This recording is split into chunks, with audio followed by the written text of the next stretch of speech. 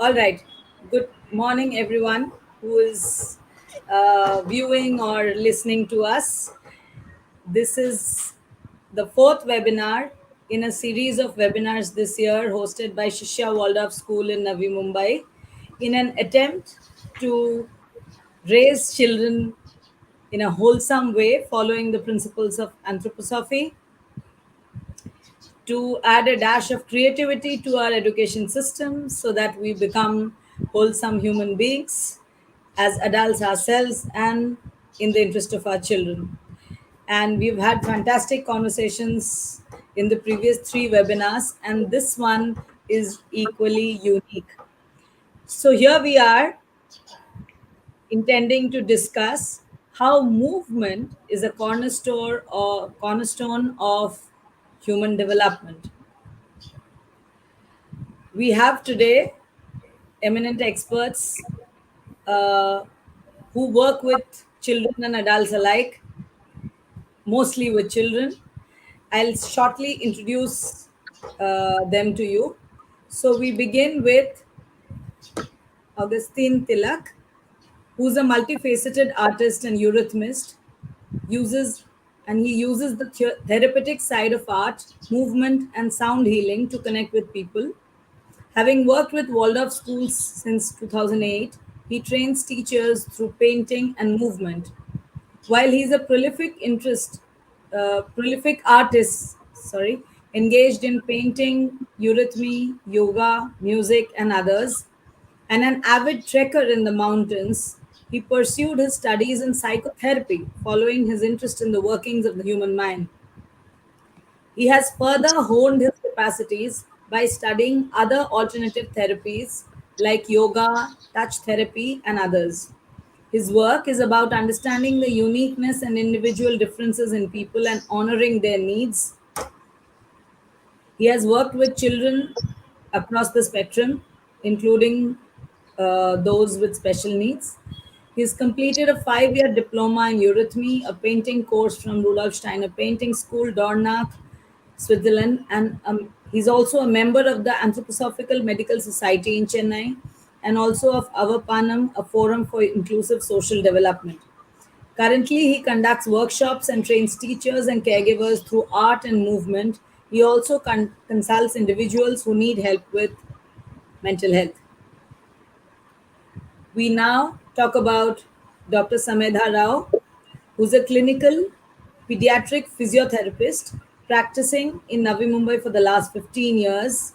She has a center for children's pediatric physiotherapy where a huge spectrum of anomalies are dealt with, like cerebral palsy, autism, ADHD, genetic disorders, musculoskeletal disorders, neuromuscular disorders, and others, including children with learning disabilities. Their intention and work is about helping children to overcome these challenges holistically and evolve as naturally and improve their overall physical, social, psychological, and emotional well being. Samedha also counsels parents and empowers them with home programs and other holistic modalities to help the child's environment and thus development.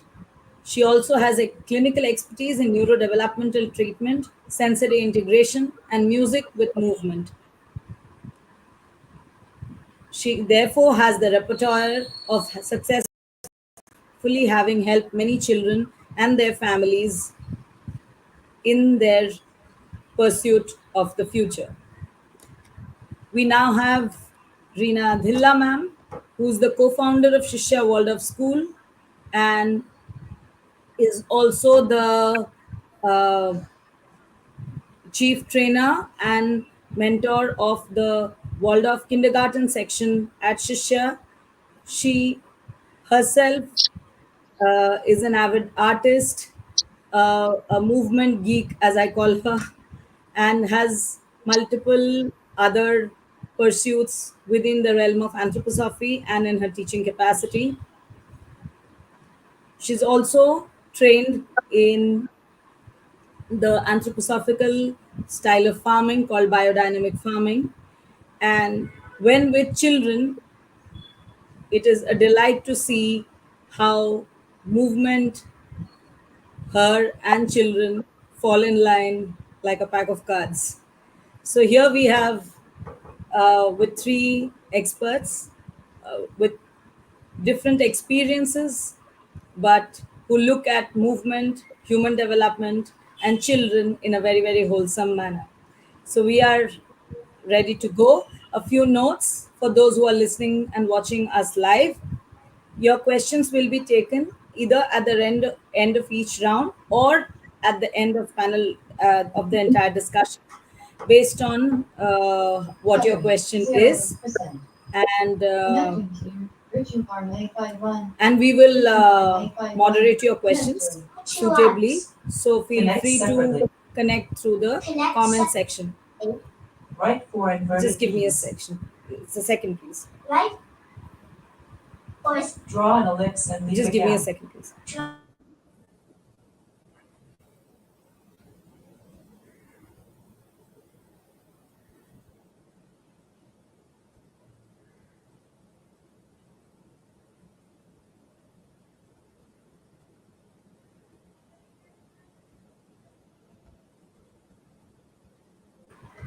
I'm sorry, there was some background noise. All right, so let's get started.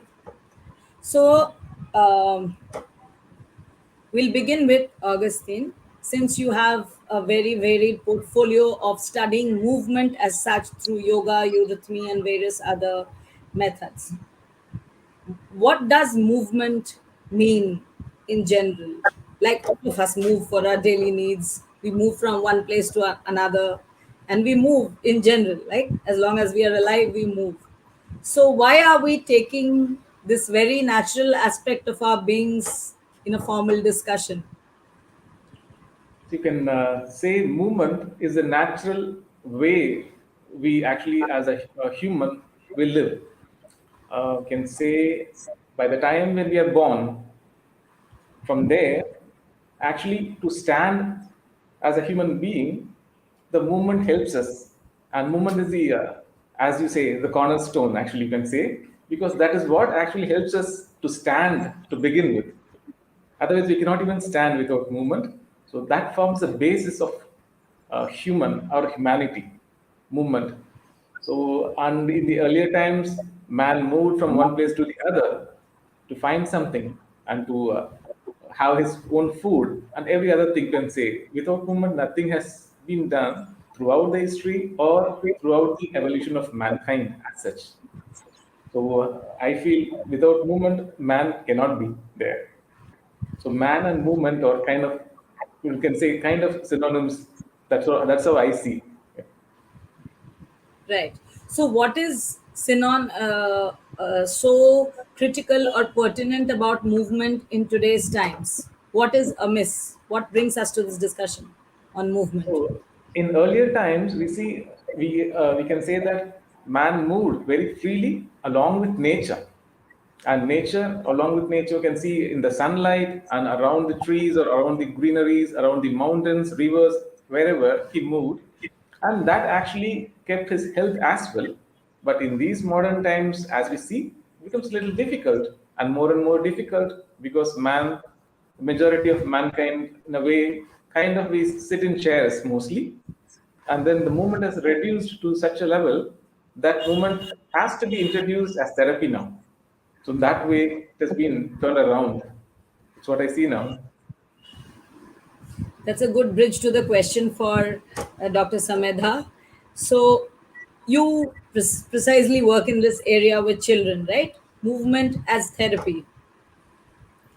I know we spoke about the clinical issues that you see in children, but even if we do not focus on the needs of special needs children as such, what is missing in the area of movement when it comes to children at large today? Because you see various children uh, on a daily basis, right, with different kinds of challenges. Yeah. Yeah. So, firstly, experientially as a therapist, what I would say is that movement to me allows me to have the sense of I. I can know myself only through movement. And like what even Augustine just mentioned about that, man would be so much interactive with nature in the earlier times.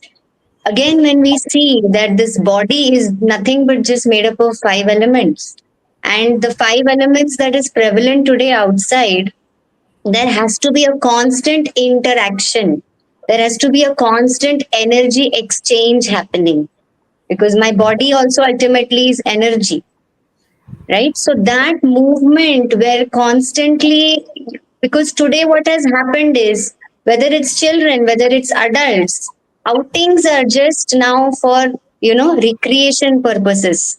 It's not taken as something that we really need day in and out for our body, that interaction.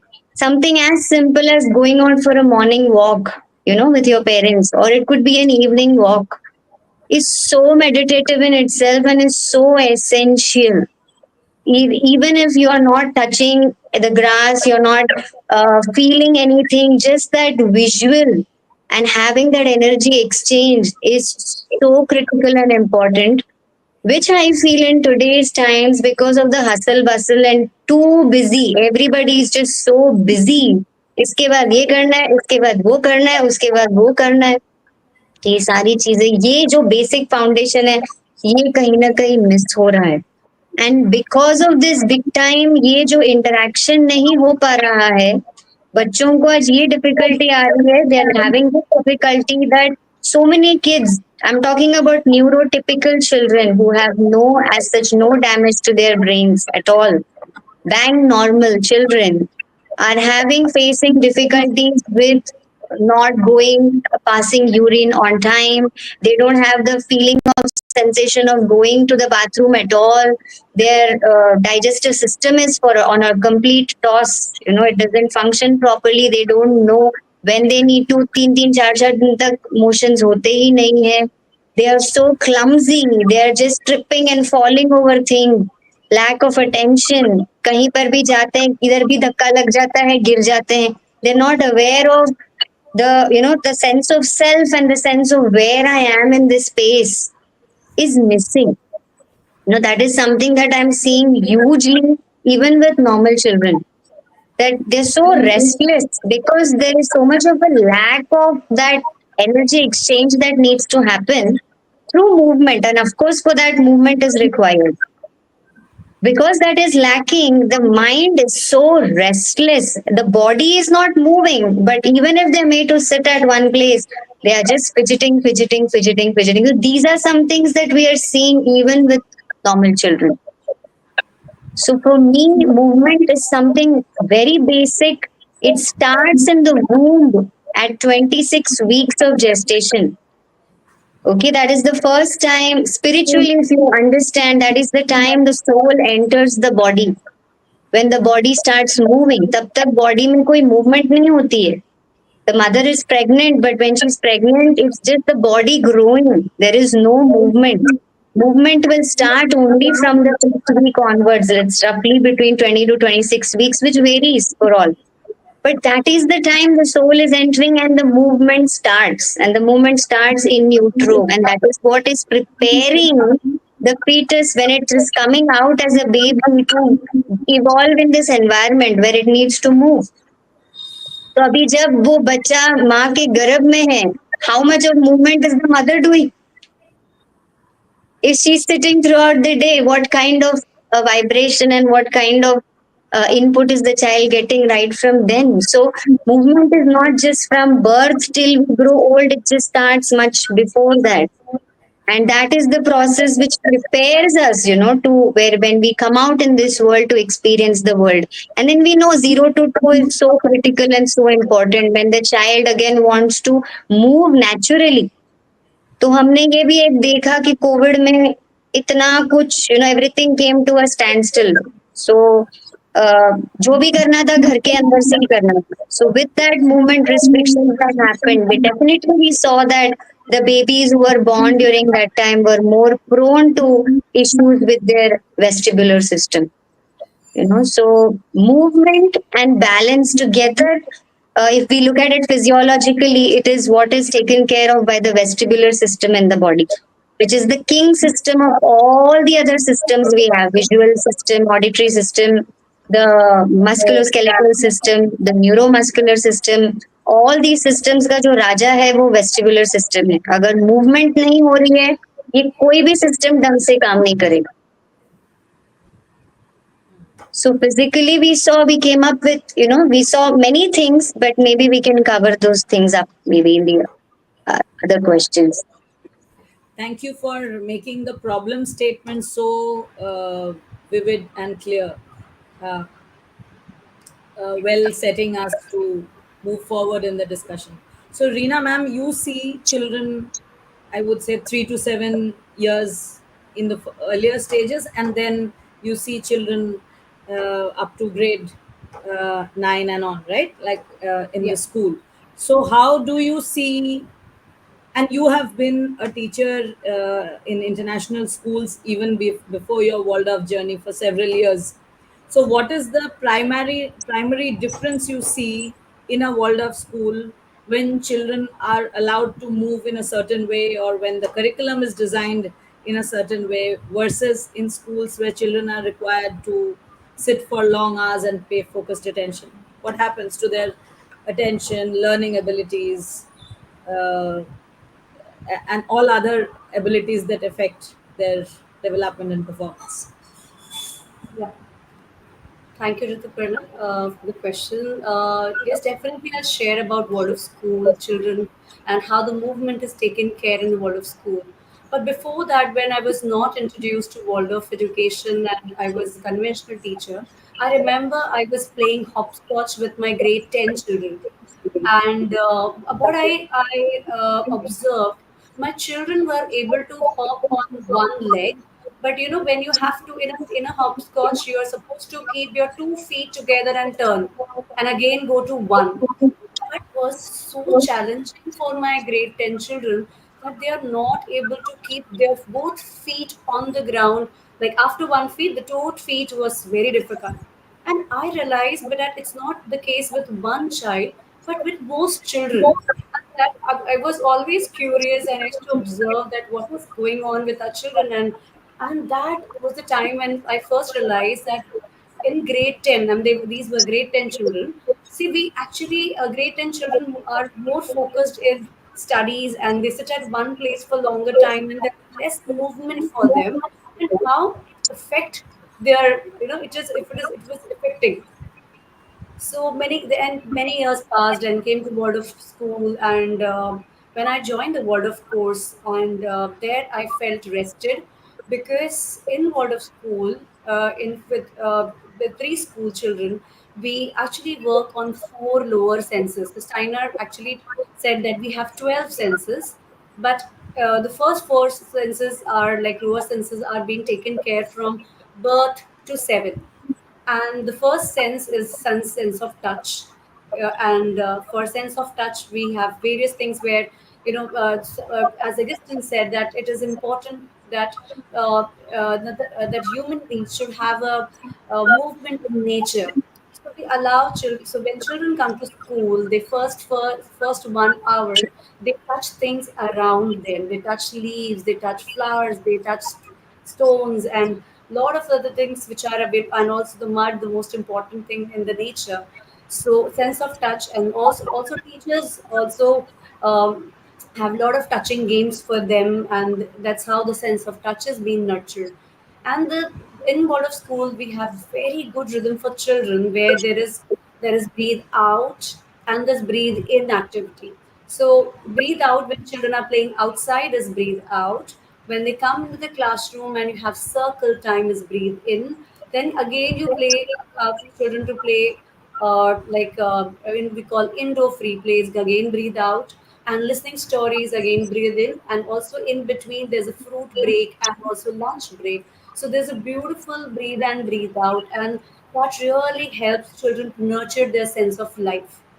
And now the most important thing which I'm going to share is what Samita said. The balance and the movement are very, very important. And this is also one of the, these two are one of the most important lower senses. Now in world of schools, this is done in a two-way, one in a conscious way and one is unconscious way. So when children are allowed to play outside, and children, they climb on trees, they run around, and they hide under small bushes. All this is, we are, these are not conscious movements, that is teacher has not planned these movement.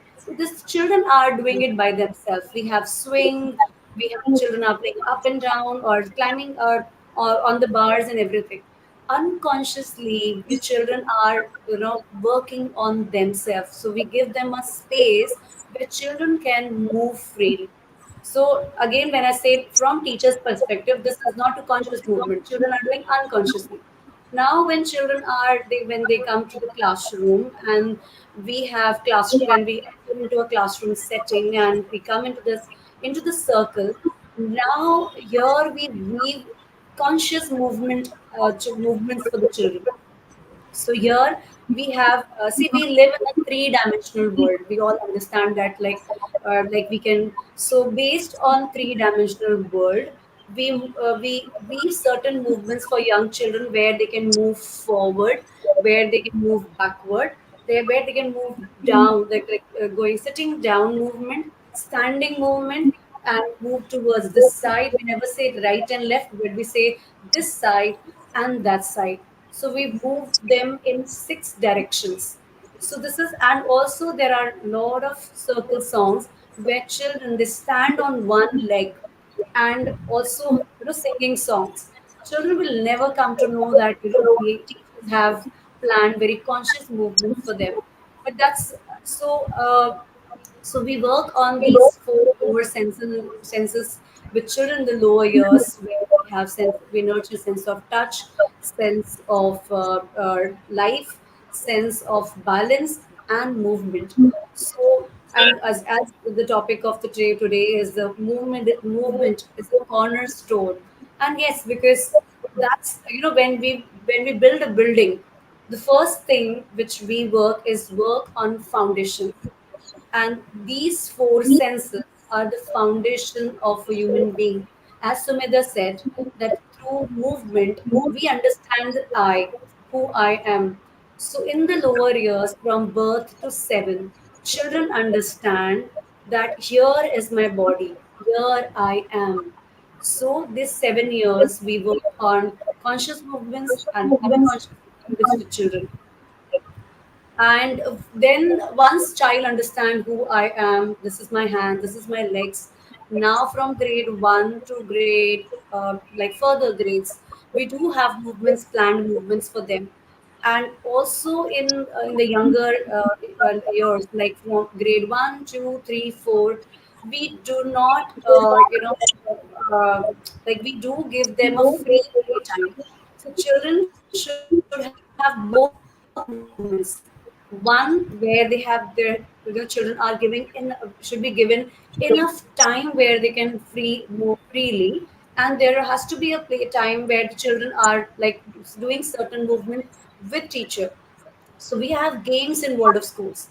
So games in world of schools are like, starts like grade 1 and 2 children, uh, there's something which I want to bring, which is from Steiner text. Steiner says that when children, grade 1 and 2 children, when their front teeth are like falling, and that's the time when children are like mouse, they cannot sit at one place, so they just run around here and there. So games which we play are based like, where a lot of running is involved, where children can like, run around. Even the lessons are planned in a such a way that 10 to 20 minutes of focused lesson, and then there's movement for great for younger children. And then for grade 3 and 4, when they have their canals are like they are this teach are like they're falling, they are like cats and dogs. They they just want to love fighting, and if you see, the most children are very aggressive in that stage. So we have movement where we give games where we draw a circle and children do wrestling. Not wrestling where they are you need to push each other, but we teach them that in the wrestling you need to show a grace. It's not about winning the wrestling game. It's about grace, how beautifully you are playing this. And because they have a lot of energy and they want to use that energy, so we have games based on that, and so on for even for the grade and even the high school children. And as we know that they are molars, they start falling in that stage and they all become cow, and they like to sit at one place. But at the same during that time also, movement is important. We need to encourage children to move, not to push them, but encourage and bring a subtle movement, because now their body is not ready for really complex movements. We can give them, but start with settle and then go to complex. I think this is something which I learned in World of School, which I call mantra for teaching, and I share with my teachers or even with the parents. Always go from simple to complex. Always, if you want to start movement, so begin with very simple movement and then take it to the complex level. That was a beautiful roundup on the needs for movement and how it's conducted in a Waldorf school. So, being a Waldorf parent myself and observing many children around, I see that children essentially emulate the adult's environment until uh, I would say mid teenage. Even today, children have little control over their lives. They are signed up in a school by the adults, they are put through in environments by the adults. So I have begun to humbly accept that it is for us adults to also own up what needs to be done with the children, right? So that brings me to Augustine again. Since you work with adults quite a bit in the area of psychotherapy as well as art and movement, right? You train teachers and other caregivers. So, where are we as adults on these senses of touch, life, balance, and movement? How can we bridge the gap wherever we see the gaps? Because, of course, adult lives are very different, and everyone will say, yeah, all this sounds good, but we have a job and a house to take care of, and so on and so forth. But what really happens when we don't give ourselves the uh, necessary movement? Also, I would like you to define how much or what is essential. What is the gap really? Because this is a concern even I have about myself. Okay, I move things around the house, or I try to take the stairs up or take a walk around, or whatever. There is some, like Rina Miss said, spontaneous movement, right? But am I good enough on the needs for intentional movement? Because I remember after one of your workshops, all of us were feeling so open after a day long of very simple stretches, which are not, some of them even don't feel like exercise, but even opening up the calf muscles or arms or things like that felt really, really liberating. So, what really happens there in adults? Yeah, as you said, a movement need not be very complex or something to begin with. It can be like as Reena said. So it can be very simple, just to feel the body, feel the self, and how we can actually extend the movement depending upon where we are in relation to our body. You can actually start with that. And as you said, the adults set actually the backdrop for the children. In a way, whatever the adults do, the children actually they don't actually hear the adults and then they follow, but they see the adults and they follow, isn't it? So whatever we do, they see and they do. So we need to set up something. So we need to move, and we need to take a regular rhythm of movement in a way so that they can also move along. They can see this is actually essential and it becomes part of their life. And before going into the part like what we can do for ourselves, I would actually like to say, like as we grow up, one becomes an adult, and slowly, they think that we are not children anymore, so we should not actually do certain things in movement. Like for example, play. They slowly stop playing adults usually, and only the professional players or athletes they continue. Otherwise, they stop. This happens in art also. After a particular age, they stop everything. This like they feel that it is not for them. That kind of thing happens. So I feel an adult needs to play. Play is a very important element in life, and that actually helps us to keep our movement and to keep our rhythm of movement intact in a way. And recent studies also say that once an adult becomes elderly, over 60, 65 years of age, the quality of their life depends on how well they are socially interactive, how well they are socially active, which means they move around and visit their friends and as well as if things happen. If you have your movements intact, if you can move, if you can walk, then you can actually go out and enjoy your life as such. So the quality of the life one can actually have as an elderly person, not 65, 70, or 80, even 80 or 90, depends on your movement and how well you can move to walk. So for that, one needs to actually move and train themselves every day a little bit, maybe even 10 minutes, that should be fine. Just to stretch at least to work with, as we did in our workshop. So certain simple elements, certain simple movements, if you could do in everyday life, that can actually help and take us a long way. Fair enough. So, I would still like to ask you a little bit more, since you blend art, movement, and also the psychotherapeutic functioning in your practice. Yes, What are the gaps you see? What happens when people don't move enough, when people don't do these stretches? Of course, quality of life, play, yeah, understandably, and play is really a game changer and an equalizer, but yet it does not happen. We know all of these things, but it doesn't happen. So then, let's say I so don't have a community to play, or like, how do I even begin with myself doing simple things? And what happens when I don't do it? Like, do you see any aspects in mental health, social health, other see, than physical health? Of course, movement yeah. is very, known and clearly understood as a, enabler of physical health, but are there implications on the mental, psychosocial, spiritual health of a human being also? Definitely, definitely, there is an impact. One can say, imagine that a person doesn't move much. What happens is that the posture changes. One's posture actually is really connected strong in a way with the movement. If you move properly, if you stretch properly, your posture will be proper.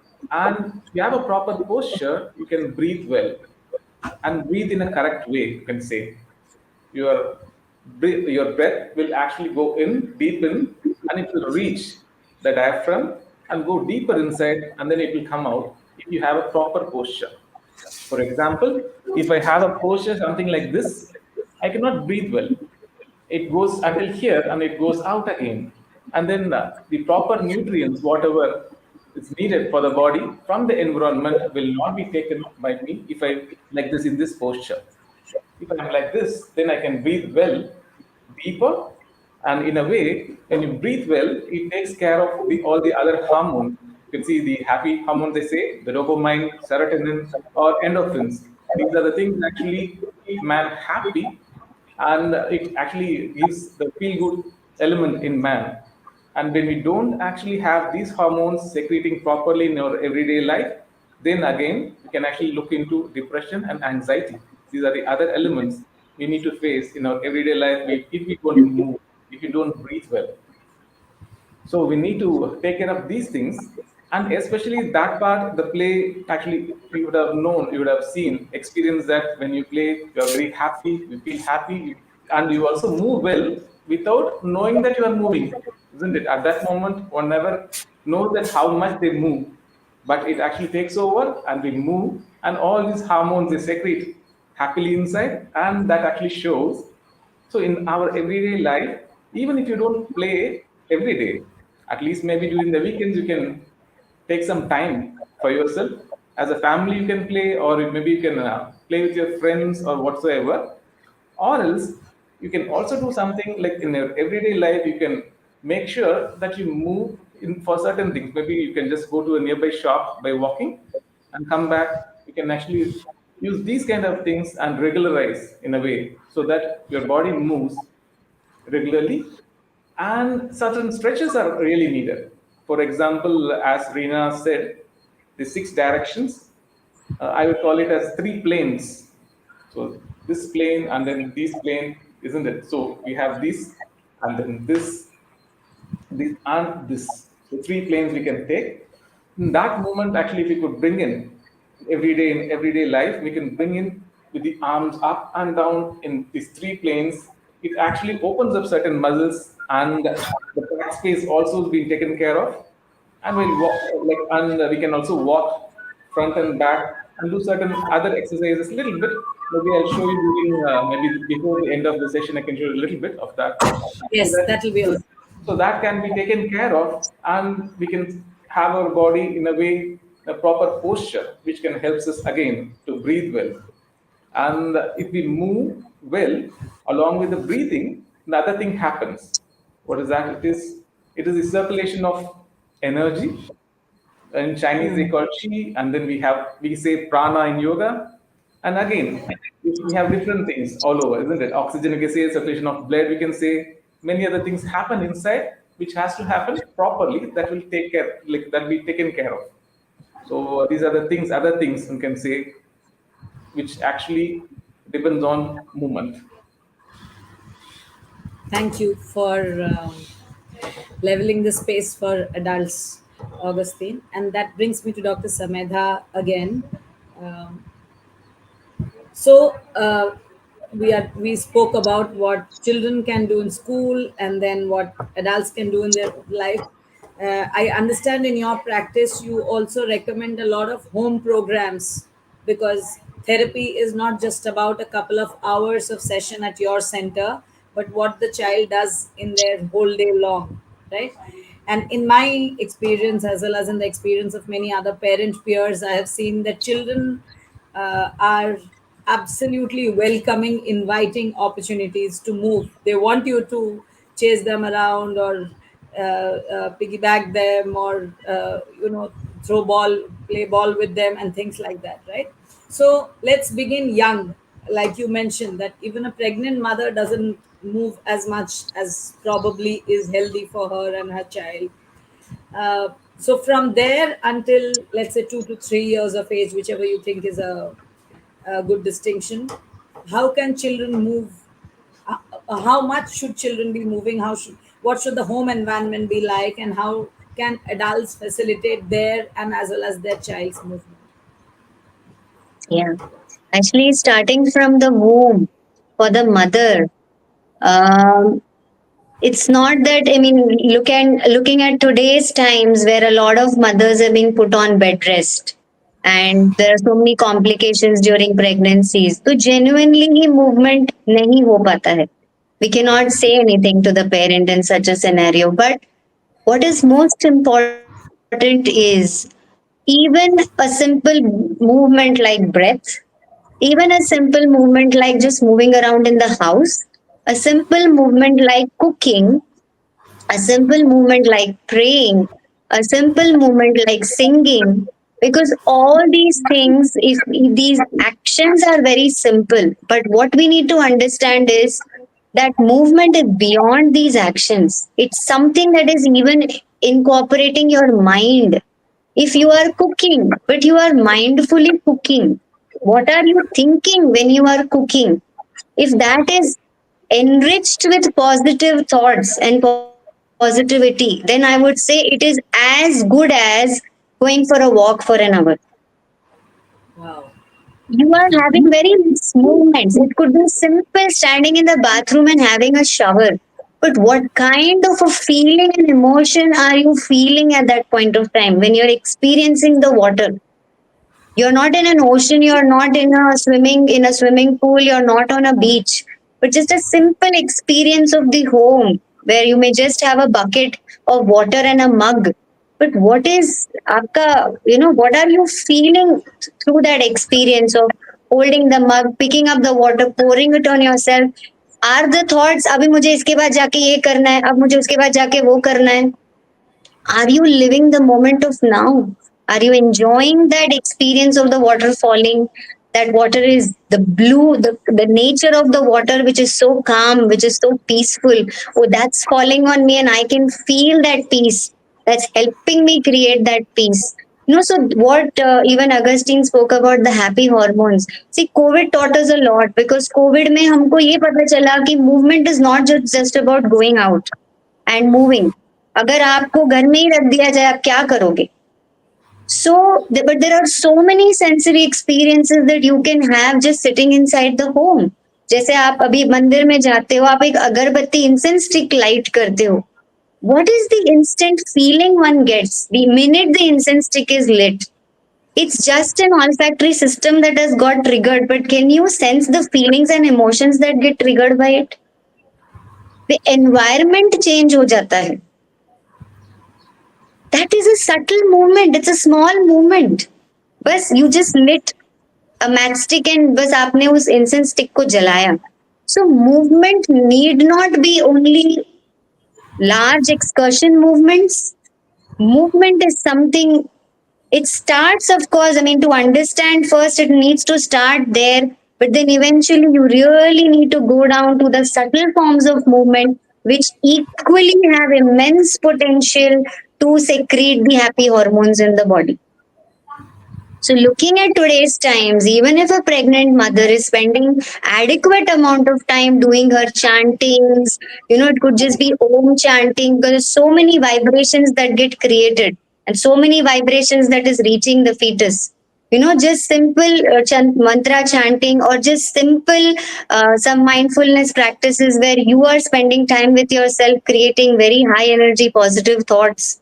You do what you like to do. Somebody likes to sing, you sing. If that's your interest, you sing. That is going to be good enough for you to secrete your happy hormones.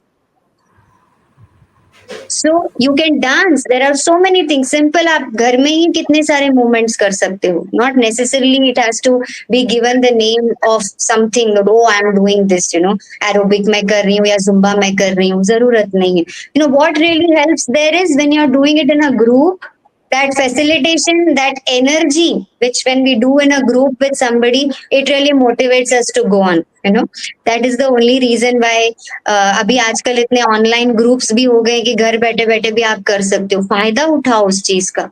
But it's important to even understand that it's not just in today's times. We know that maximum ladies when they are pregnant, इतनी सारी चीजें दिमाग में घूम रही होती है. ये करना है, वो करना है, वो करना है. They're working. So many are even working. But the good part I'm seeing is अभी ये भी हो रहा है कि not just the mother, even as couples, lot of awareness today is coming that we need to start giving good sanskaras to our children right from there in the गर्भ संस्कार का काफी अवेयरनेस पहले से तो बेटर हुआ है. Wherein now I know that mothers are removing time out, and if still mothers aren't, then it should be a humble request. It's not like बहुत टाइम आपको निकालने की जरूरत नहीं. It's quality time, more than quantity time. Just even listening to good things, listening to good videos, listening to some good informative videos, happy things. See, because this is again very important, that needs to start right from the mother. What is the information I am taking in?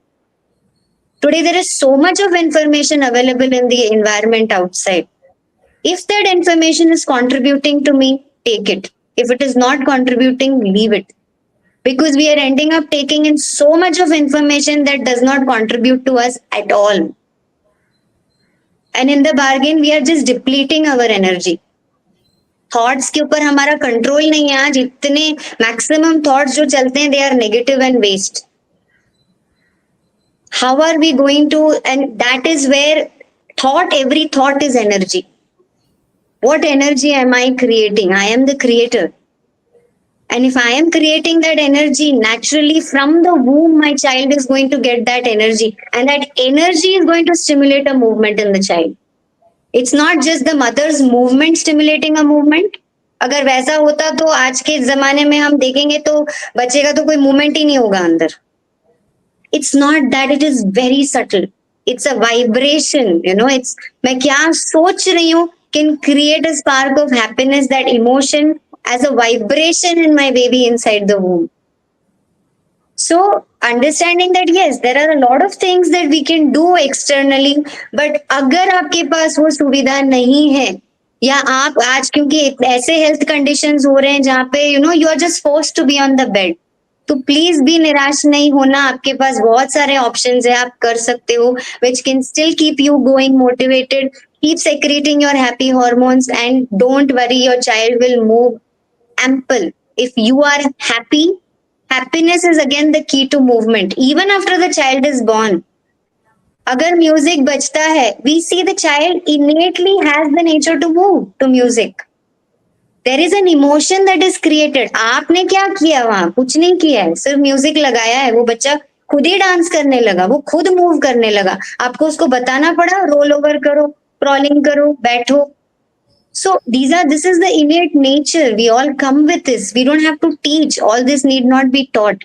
But the core of all this is giving the child a happy environment. So the more you are happy, the more disciplined you are in life, how much priority are you giving to this in your life, then irrespective of whatever actions you are limited to, no problem at all. Even if you're just restricted to, being a homemaker, you're just cooking, you're just taking care of the kids, oh, you have immense potential to keep your child well motivated enough. And whatever, and जितना वो बच्चा motivated और happy रहेगा, movement अपने आप होने ही वाला है उसका. आज मैं देखती हूँ कितने बच्चों को मूव नहीं करना है because they are not motivated only to move. Motivation ही नहीं है लाइफ में कुछ. क्यों मूव करना है? जरूरत ही नहीं, मुझे यहाँ बैठे बैठे सब कुछ मुझे मिल रहा है. I don't feel the need to move. Dr. Samedha, if I can ask you an intermittent question here, you made a very powerful point. Ki children are not motivated enough to move. I also see that across the spectrum, given the way the adults are very occupied and scattered these days, they find it peaceful if children sit down at one place and do something. Okay, and I have been on the culprit fence myself. I'm no Yes. saint. So Same here. Same here. when, and it hurts to see that most people, like if children move around a lot and they're sort of throwing things around, or not throwing, I mean, I don't mean literally, but in their general, childlike chaos, it disturbs the adults. So children are actually labeled as naughty or restless or early ADHD already by the time they move enough, right? And the home environments are more like the remote control operated environments, right? The more automated, the more good we feel about our progress in society. So where's the balance? Like, do you see any changes in the home environment Yes. as such? For example, I was, I mean, I listened to a talk which said that remove all swanky furniture if you really want to be a good parent, because the child in the first 5 years needs to really crawl around and move. Your center tables and sofas are not for them. And even if we see how children are, like the moment they see a sofa, their instinct is not to see but to jump. Like you said, they're motivated to move. So what is it like? Is there a message for parents here when children move around like that, or are not able to move, motivated to move like that? Like I'm Yeah. talking about the physical aspects of the environment. Yeah. Yes. Yes. So where motivation is not in the picture is only happening after say 7-8 years of life. Let me tell you, if in 0 to 7 they have been well motivated to move, the need for movement is created. आगे problem नहीं होगी.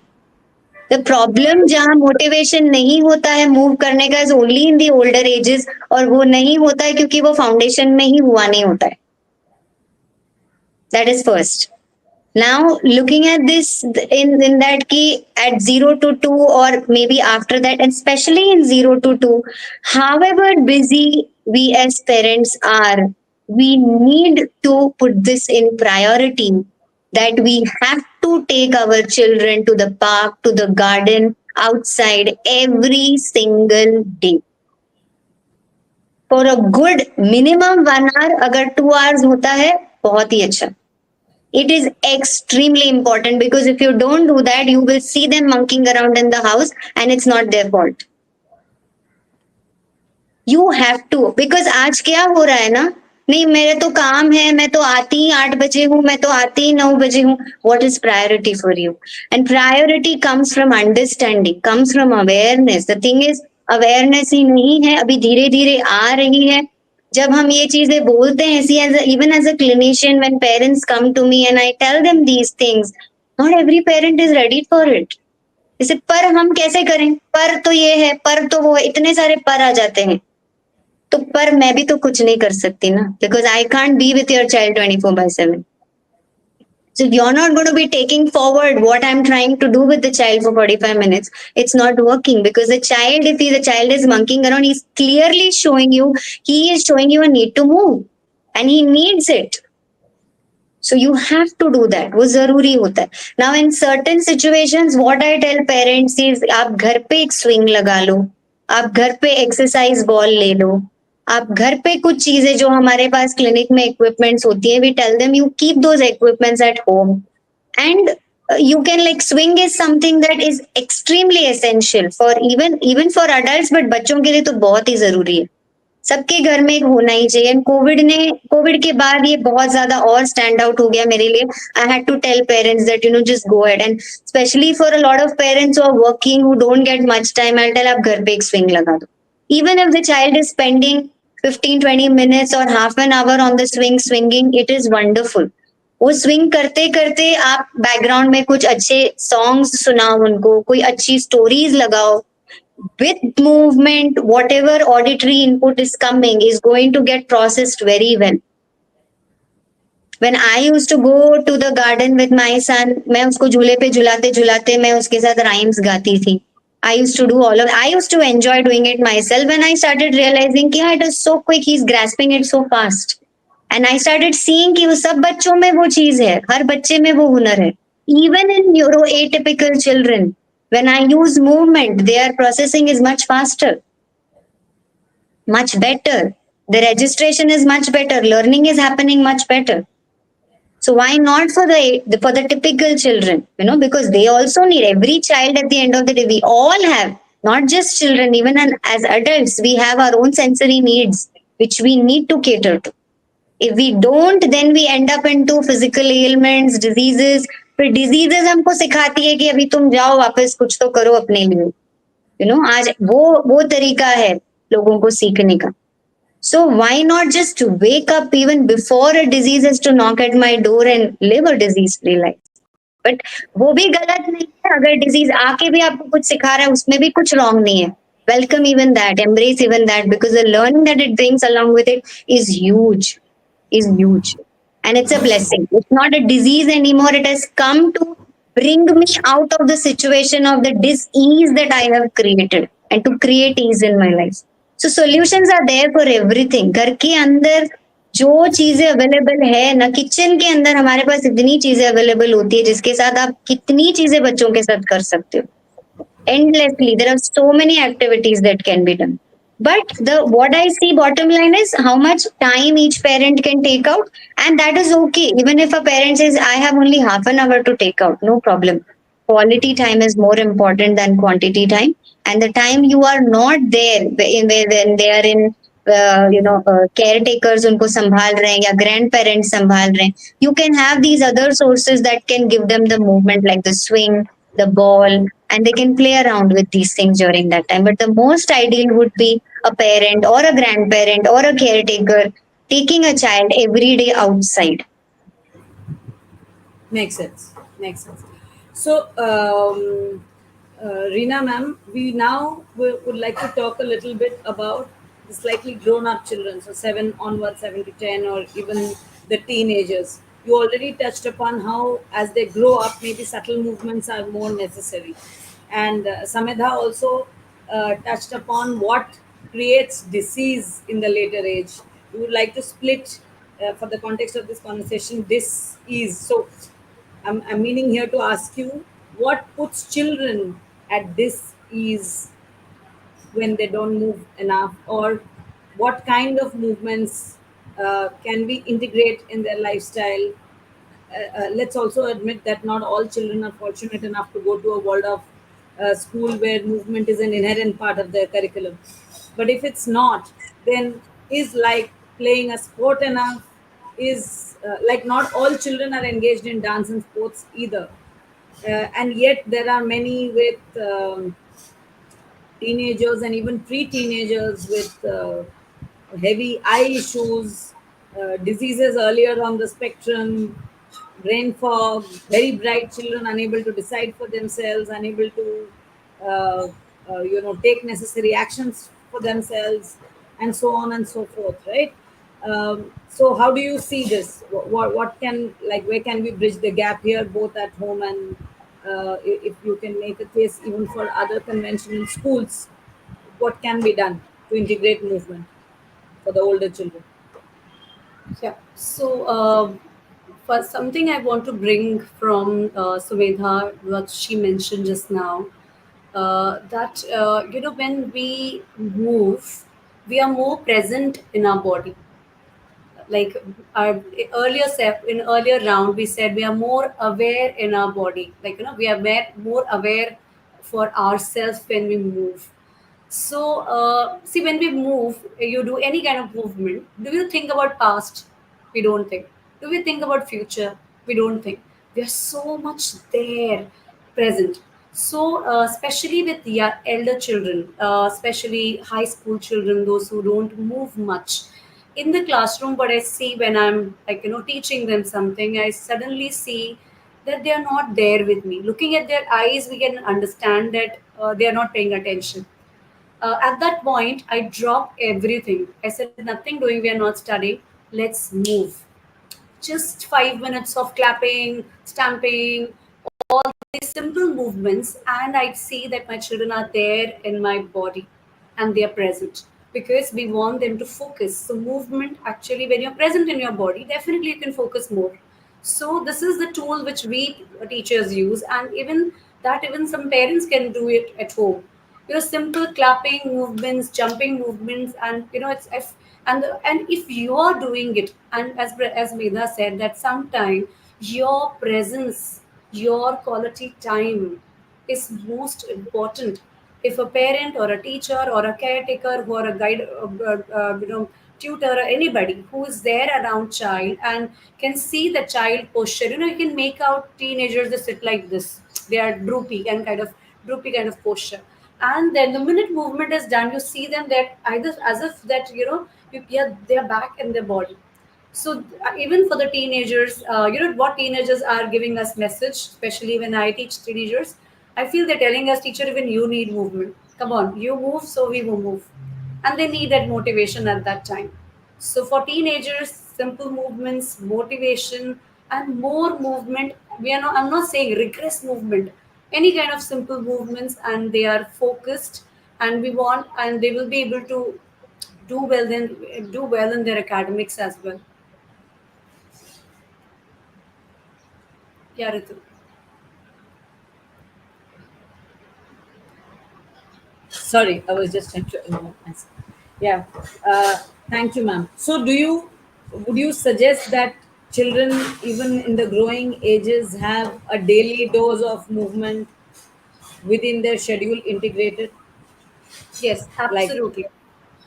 Yes, I'll just start from lower classes to younger classes, elder classes. Sorry. So yeah. when parents, I've seen a lot of parents, they send their children for cricket coaching when the child is just 4 year old or 5 year old, and I just tell them, no, this is not the right time. Children now first need to understand their own body balance. So I always suggest parents that send your child for swimming. First, you swim, and so let your child feel motivated looking at you that you're swimming. So first, let your child learn swimming, and swimming without instruction, not with like left hand, right hand. Avoid all these words, and because see, we humans are born swimmers. When we have the swimming skills in us, the only thing you just need to awaken it by just doing it. I mean, not giving a lot of instruction. So when children are young, especially between 3 to 7, it's nice if they go for swimming without instruction, skating, cycling, all these first, any movement which is good for child's his or own balance.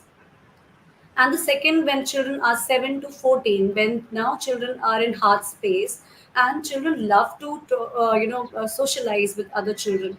This is a good time when children need to learn all the skills which are required for sports. For example, playing the ball, catching, and lot of games are there with a where you just need a rope and ball, and where you not games which are more of a winning and losing, but more games which has more of a skill building, like dribbling. I know that my dribbling is can be used for later, in later years can be used for basketball, or maybe so basically basically 7 to 14 work on skills which child is interested in, the sports which child can take for the future.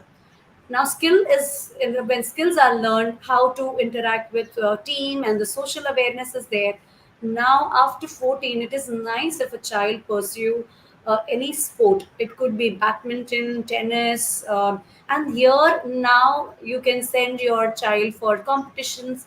Before that, children are not ready with it, even emotionally they are not ready with competitions and all. So now once 14 is there and child's ego is evolving, and now because a child knows his or own balance. I have learned in this how to play games with team and also handle my emotion. Now I'm ready for sports. So for yeah for children those who are 14 plus, I recommend that one sport or two sports, maybe it's really recommended that they should really pursue that. Yeah. Fair enough. That I think sums the discussion well up when it comes to children. Augustine, at this stage, would you want us to show a few movements that you mentioned earlier? Anything that Yes. adults or children, I mean, I'm talking about the slightly grown up children can do on their own, or at least mindfully incorporate in their daily life? Yeah. So what I usually see in adults is that the adults actually start storing up certain kind of what to say the tensions, the stress onto the shoulders completely. If you could see more of them, like they are actually doing that thing, which is they are storing up the tension onto the shoulders. So to begin with, we can do some certain simple things. I'll show you. Sure. What I do is to stand, and then you just take your shoulders up and up. You can see I'm just going to take up, up, up, up, up, up, and then finally I just release. So you can do that a couple of more times, and you can just see taking it in, along with your breath, and then finally you just release, completely leave it, and you can do this some 6 to 8 times just to relax the shoulder, just to move the shoulder a bit, and you can actually make the shoulder a little bit more flexible here, and then you can actually do certain things include like which includes the three planes. For example, I start with this plane. I just move this arm. You see this plane here, and another plane is this plane. Sideways, I'll show you this plane, and another plane is this plane. You see the forward plane. I'll show you this plane. So these are three simple movements which include the three planes, which actually helps the shoulder and the back to get a little bit of movement. And after that, you can stretch a bit more. But these are the main simple things which can actually add on to begin with. You can add these. And I would like to tell something about the breathing. The natural way of breathing, usually as an adult, many of us forget how to breathe. So when you inhale, your stomach has to come out. It has to bulge. So that is the proper way of breathing. But usually, as an adult, many actually I have come across many people who actually forget that. They think when you inhale, only the chest should inflate, not the stomach. But actually, if you could see the newborn babies, you can easily find when they breathe in, the belly goes up, it bulges, and then when you exhale, it comes out and the belly goes down. So that is the proper way of breathing. And if you could actually see that happening in our body, many changes would happen. And especially the breathing goes along with the movement. So when you move, you need to see how you breathe. For example, certain movements as such, when you bend down, When you bend down, if you inhale and bend down, that is not the natural way. If you have to bend down, you need to exhale. Mhm. If you just try for yourself, you know when you bend down, you need to exhale. Otherwise, the air will be there and you cannot bend down more. So these are certain things are there. So we need to move along with nature. So the breathing and the movement actually goes hand in hand. So when we could actually bring these things together, that would actually work well with the body and the mind. And as Samida has already mentioned about the subtle movements, so I would like to add a little bit with that. So the subtle movements, like when you can connect with yourself along with the movement, then it's a really wonderful thing to do. Then it becomes like more like a meditation, or it can bring in more awareness when you could connect with yourself along with the movement. The movement can be like a gross movement or subtle movement. Whatever movement you make, if you could connect with the movement and connect with yourself, then it adds on and takes you to another level. Thank you for stating that. Even I was checking my breathing while you were showing and trying to straighten my posture. So, is it correct? Is my understanding correct if we say that movements that close or contract actually require exhalation, and when we Ye- open or expand, Yes, or exactly. So it whenever we requires open out, retention? you inhale, and then when you contract, it actually moves out. Yes. Okay, that was Whenever you great. bend down, Very helpful. again you contract, so the breath goes out when you bend down. Yeah, again you're contracting. So that is the basic thing. So that is the basis of yoga.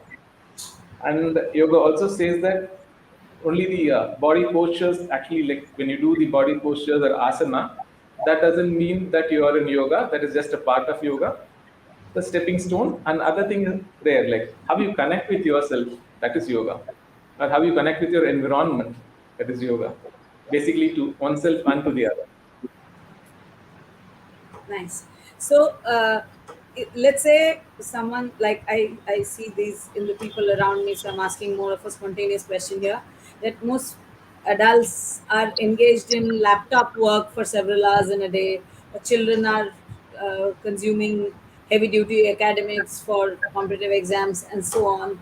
So let's say there's that, whatever you call it, brain fog or fatigue or some kind of like really like low drawn energy or irritability. Is there any quick movement that I can get up and do? Yes, actually you can do something. I'll show you.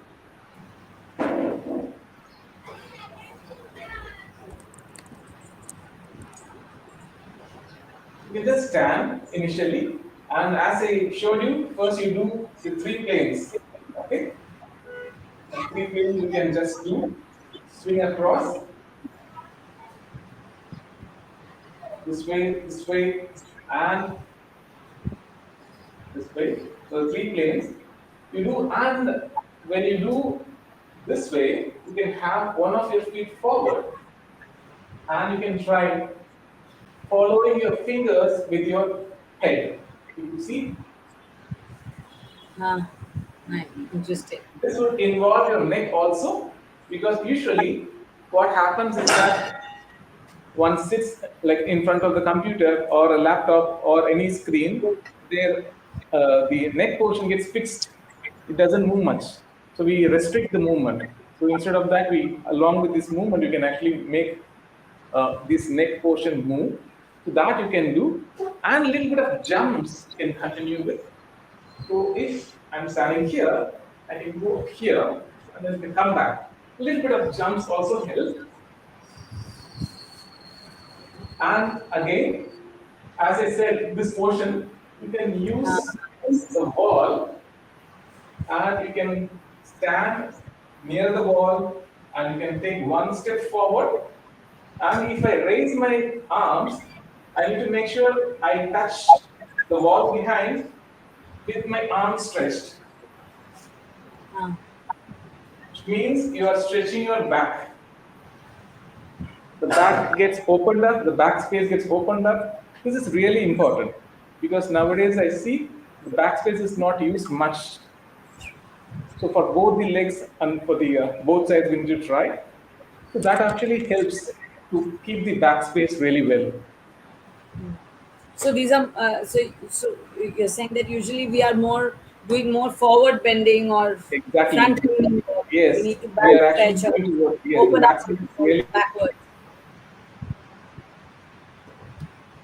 Sorry, I think there's a bit of a lag at his end, but I think that was a very, very well demonstrated piece on movement.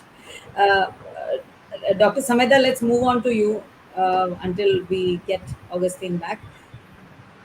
So, is there any aspect of subtle movements, as you mentioned? I know you mentioned about singing, cooking, and other things, but is there anything that we can intentionally move or even visualize, like some experts say that subconsciously even visualizing before we start actually moving?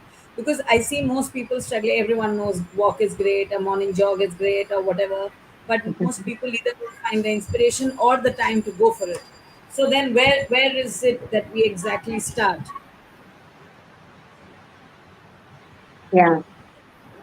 So, coming to the subtle movement, first, I would really want to add one more very important movement that we do in our day to day lives, which is we don't pay attention to at all, and that is eating. You know, eating is such a beautiful sensory experience where if the child is involved right from the process of preparation of the food, collecting the ingredients, washing it, taken जितना भी बच्चा कर सकता है उसका help उसका सहयोग लें उसको बनाने में भी the preparation process, then the serving process, the eating process, not just eating, after that even the cleaning process, the complete start to end has lot of movements involved in it. The eating process itself has a lot of subtle movements of chewing, of swallowing, which we hardly pay attention to. And today, there's so much of just screen time that eating is just like another entertainment while the screen is in front. The first thing that I would recommend, and I do that for all the children who come to the clinic and tell the parents, no screen time while eating food. The second step is जितना हो सकता है बात भी नहीं करना है खाना खाते समय, because otherwise what happens, the eating time is like a family outing time, not without any screen but just talking happening. Again there is सिर्फ क्या खा रहे हैं उस पे attention है, बाकी किसी चीज पर attention नहीं है. So the next step is, हाँ, बट जिनका फर्स्ट स्टेप ही नहीं हुआ है उनको लिए तो नेक्स्ट स्टेप डिफिकल्ट हो जाता है. सो स्क्रीन बंद किया तो ठीक है, थोड़ा बहुत बातचीत ठीक है.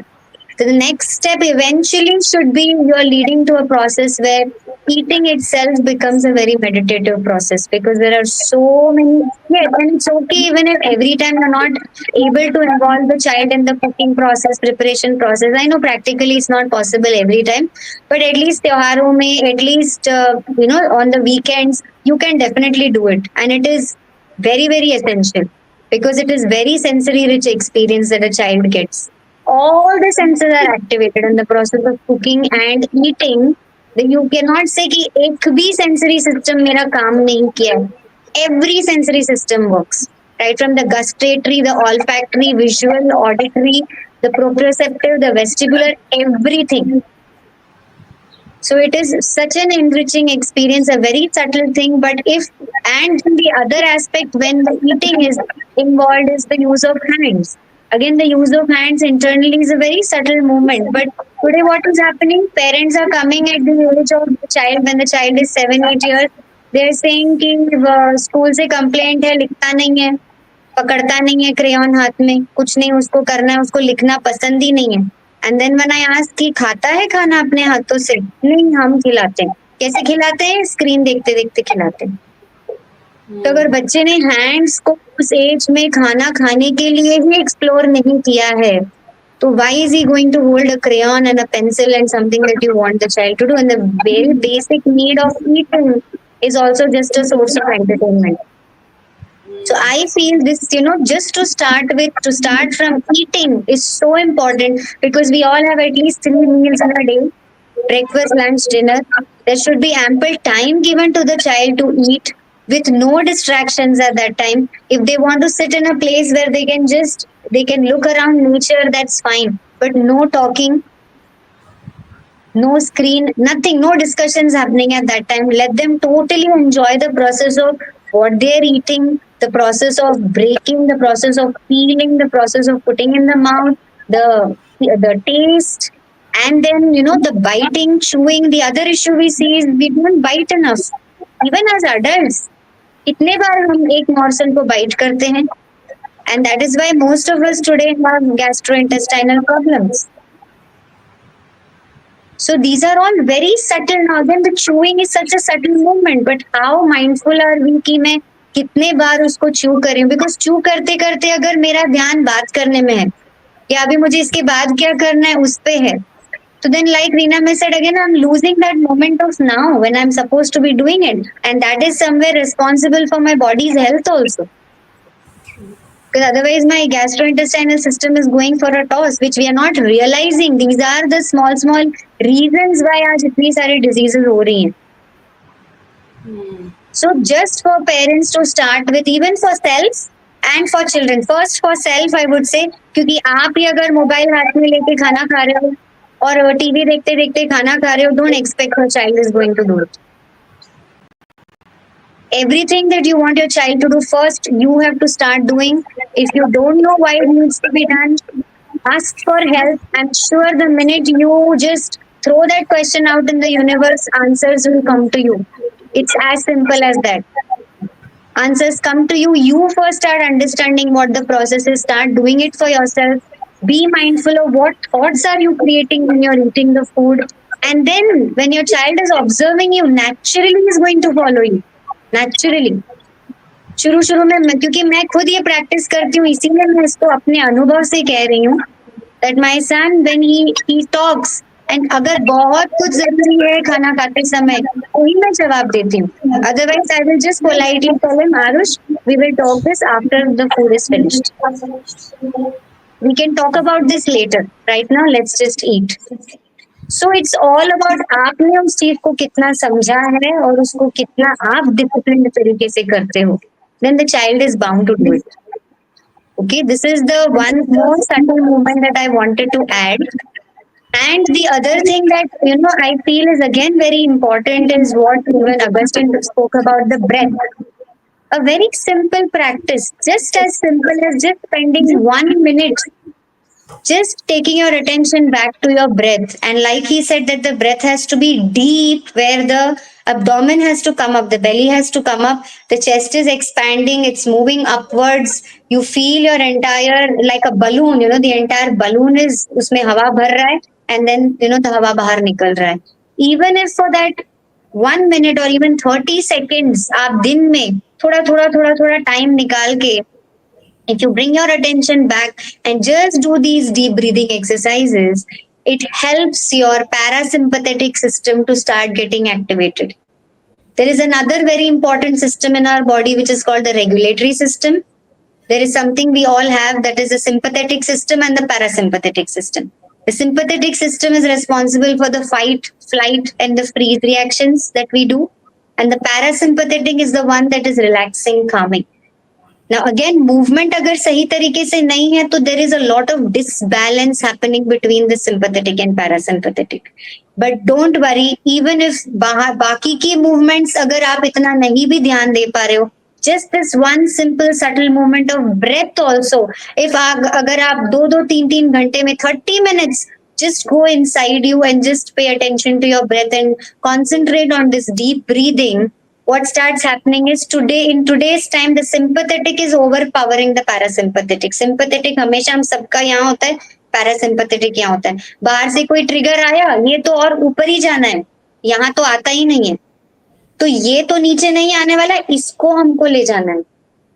And till that doesn't, till you're not going to give yourself the time and do something at that body level, because I see this even in children, so much of anxiety, so much of stress उनके body में दिख रहा है, palpitation हो रहा है, पसीना छूट रहा है, hands, there are so much of their palms will be sweating, their soles will be sweating for no reason. So there are some things that have now started manifesting at the body level. Of course it starts at the thought level, but thought level पे वो catch नहीं हुआ है, अब वो body level पे manifest होना start हो गया है. अभी भी अगर उसको हम अवेयर होकर उस पर ध्यान नहीं देंगे, this is going to lead to only more and more diseases. So very important that we need to do something for ourselves to improve our parasympathetic stimulation. Then what starts happening is, even sometimes मैंने अपने अनुभव में देखा है that sometimes even if your mind is not creating any thought of stress or any anxiety related thought, sometimes in the body suddenly you have a gush of heart palpitating या पेट में कुछ ऐसे मरोड़े जैसे फील हो रही हैं, and you're wondering why is this happening.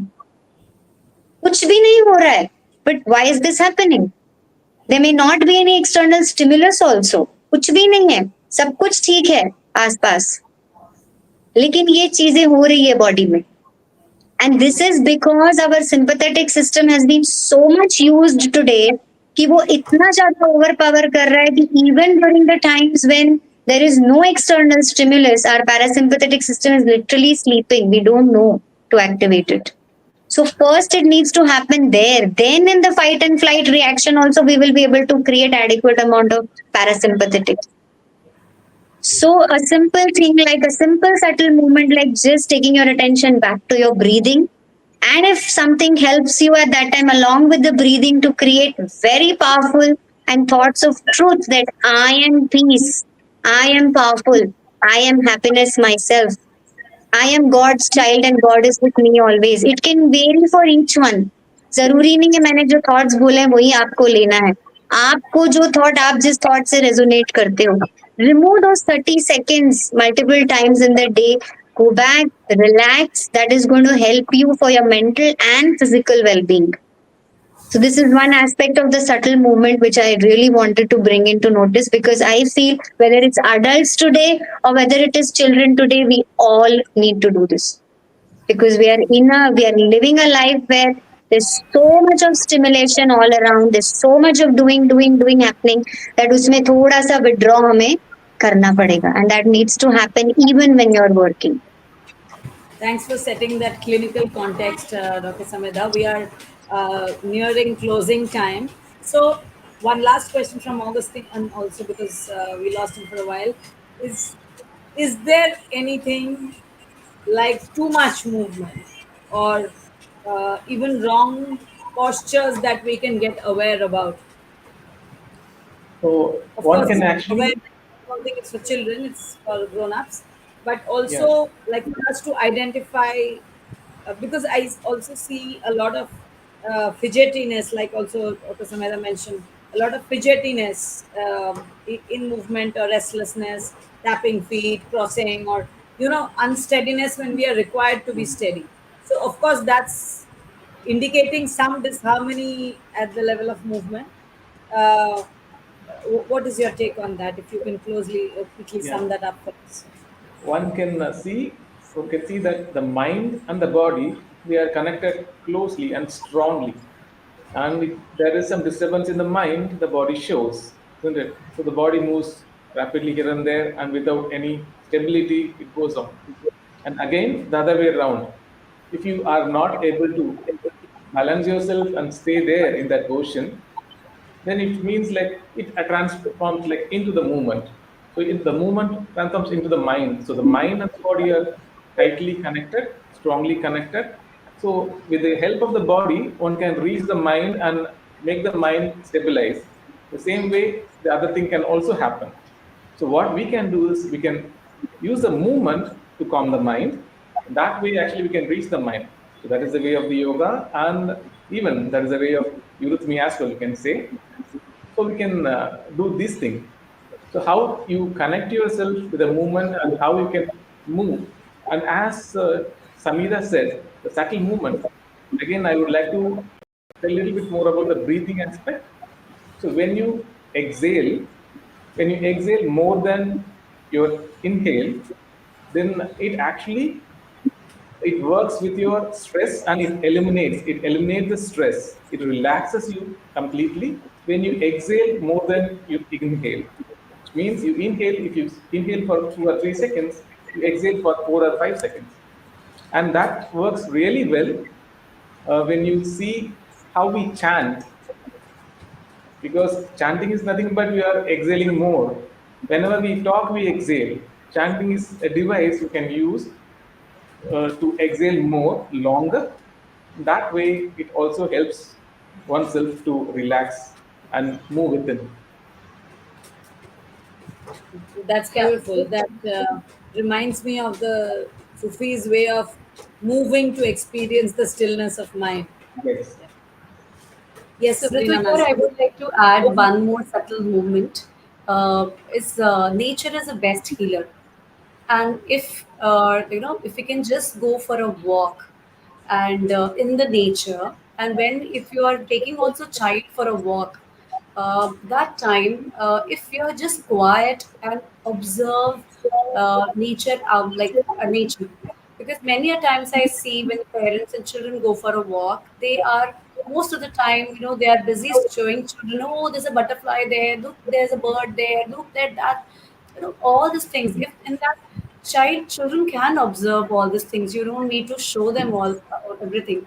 Even in the nature, if you're just quiet and just observe and just be present in the nature, is also a very good subtle movement. So I thought I'll just add this from my side.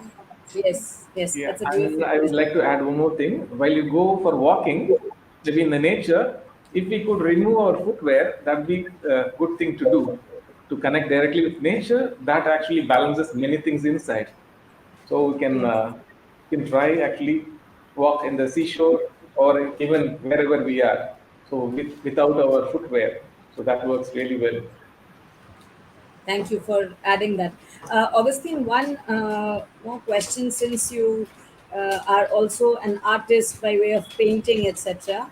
Is there any aspect of painting that can be explored as movement, as intentional movement? Exactly. So when we actually paint, when we move our hands in certain way with the strokes and when we blend the colors and move into the picture, what happens is that one, we are there completely in the presence. One, another thing is that it works with our breathing also. So it actually settles our breathing, relaxes the breathing. That's why art is being like taken into the therapy, like therapeutic realm, because that releases many things, and one can connect with oneself maybe from the past or maybe like many other things what we carry through. It gets dissolved in this process, so we become refreshed in a way, and it actually takes you further.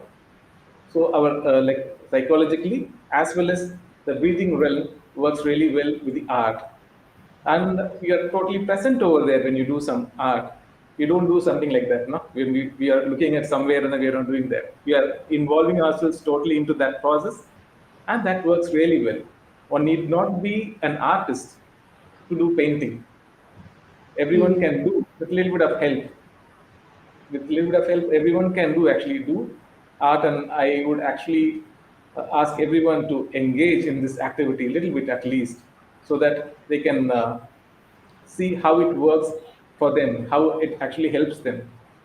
That'll be a good thing to do, to engage oneself with a little bit of, yeah, painting or something, some kind of an art, and everything can be an art. So anything can become an art if one can involve themselves totally to it, completely to it, which means like completely present in that aspect. So that's what I see. So anything can become an art once they are connected totally with that. Thank you so much, Augustine. We had some very, very powerful lessons this morning on mindfulness and movement, on awareness, on balancing the parasympathetic and sympathetic nervous system, and how it impacts all aspects of our lives. Any final closing words from you, Reena ma'am, in the interest of children as the future of this planet, and the fact that life goes on, movement is on? Yes. So, see, movement. When we see from outside, we see like it's out there, but these movements actually allow us to connect inside. So in today's world, we are so much in out, out, out. There's hardly time where we actually connect to ourselves. So these movements, and also as Augustine said, that whether it's art, when you're sitting in one place, what you're doing, you're just connecting to yourself. You're connecting your inside. So when you're connected with your inside, you are much balanced person. And also, I think I would say too much in is not good. Too much out, out, out is not good. Somewhere, if we can just bring that beautiful balance of in and out, so that's the, I think then we are, that's the purpose of for like that a human life, that if we can bring that balance, and movement is something which really help us to to create that balance and come into that balance. I would like to add one line. So, Sure. yeah. So people don't stop movement because they are old. They become old only because they stop their movement. Absolutely. Yes. That's a beautiful finishing line. Like they say, movement is life, and many experts have also said that movement is medicine that brings all aspects of our being into harmony and peace. That's something that all of us seek deep within. Thank you very, very much for this potent, beautiful, harmonious, moving discussion on movement, children, and life as such. I hope everyone listening to us benefited as much as I did in my personal capacity. Thank you for your time and spending this beautiful Sunday morning with us. If there are, as of now, I don't see any questions that need to be brought to the forum. If there's any other, then we'll direct it to Veena ma'am to any of you. Sure. Thank you for your valuable presence and Yeah. insights. Thank you. Thank you. Thank you, everyone.